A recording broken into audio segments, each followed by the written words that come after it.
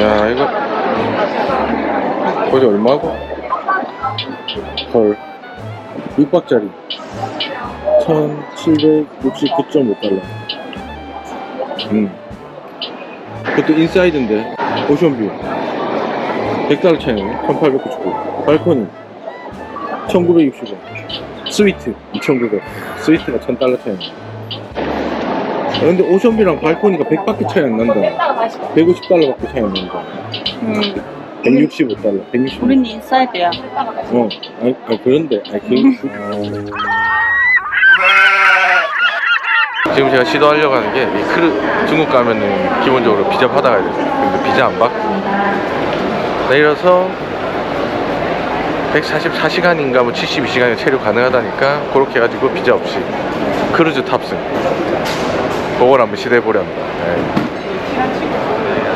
아무튼 그래서 오늘 상해 가서 깔끔하고 시원하게 양꼬치에 찡따 한번 하고 내일 바로 배 타고 고고.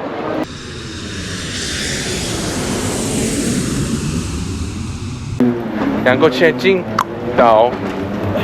마사지도 하나? 오빠가 돈 내면?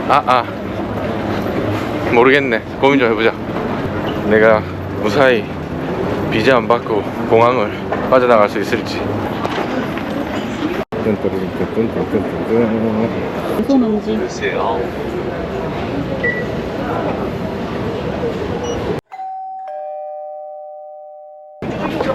이렇게 스티커를 들어오는 날 나가는 날 이렇게 해서 자 무사히 중국에 입국을 했습니다.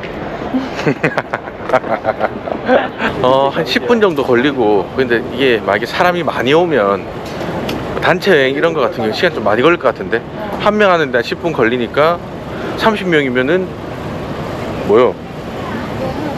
5시간이요? 설마 한 사람이 막 왔다 갔다 하면서 그렇게 했는데 하여튼 시간이 좀 걸렸어요. 파란색 트랜짓용 입국 카드가 따로 있더라고요. 그거 써가지고 하면 되니까 뭐 어렵진 않았어요. 무사히 나오겠는데 그래도 뭔가 약간 좀 불안하긴 했어요.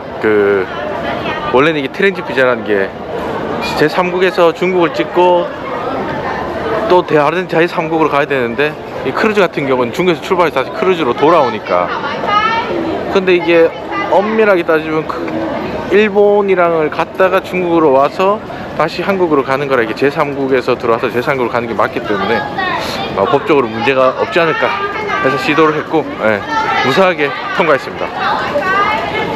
와 근데 신기한 게 이 코로나 전에는 진짜 여기 상해공항에 사람 많은데 지금 사람이 진짜 하나도 없어요. 근데 예전에는 빠져나오는데도 1시간 넘게 걸렸던 것 같은데 그 어디 세관 통과 하는 거 그냥 바로 나왔어요. 10초. 조심. 온 김에 원래 이번 영상은 그냥 이거 비자 없이도 들어올 수 있다, 크루즈 타러 올 때 비자 없이 올 수 있다라는 걸 보여주려고 한 거긴 한데 온 김에 약간 저기 상하이에 먹을 것도 조금 보고 먹을 거 하고 조금 커피 조금 양꼬치 찡따오 조금 요렇게 해가지고 간단하게 만들어서 영상 올릴게요.